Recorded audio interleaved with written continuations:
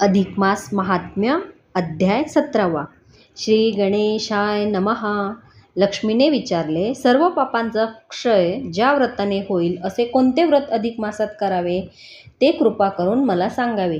तेव्हा विष्णूने तिला महिनाभर मौनाने एक वेळच जेवण करावे असे व्रत सांगितले.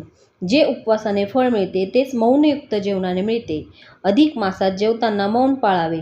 याचाच उपयोग नारदाला पूर्वजन्मी झाला होता. तो दासीपुत्र होता.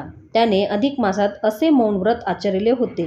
त्यामुळे त्याला साधूंची संगती लाभली आणि त्याला नंतर विप्रत्व प्राप्त झाले.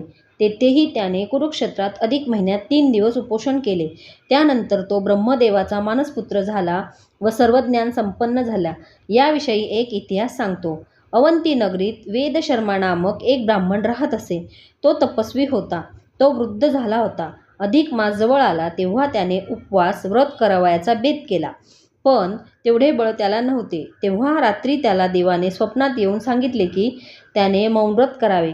त्याने तसे मौन व्रताचे आचरण केले. त्यामुळे साक्षात श्रीकृष्ण पुरुषोत्तमाने त्याला दर्शन दिले व अनेक वरदाने त्याला दिली. त्या वेदशर्माने सर्व परोपकाराची कृत्ये केली. सर्व सुखे भोगली. शेवटी त्याला वैकुंठात नेण्यासाठी विमान आले. वाटेत इंद्राने त्याच्याजवळ 1 दिवसाच्या मौनाचे फळ मागितले. ते त्याने दिले.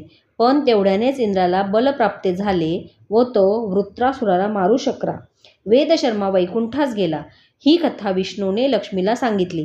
असे वाल्मिकींनी दृढधन्वा राजाला कथन केले.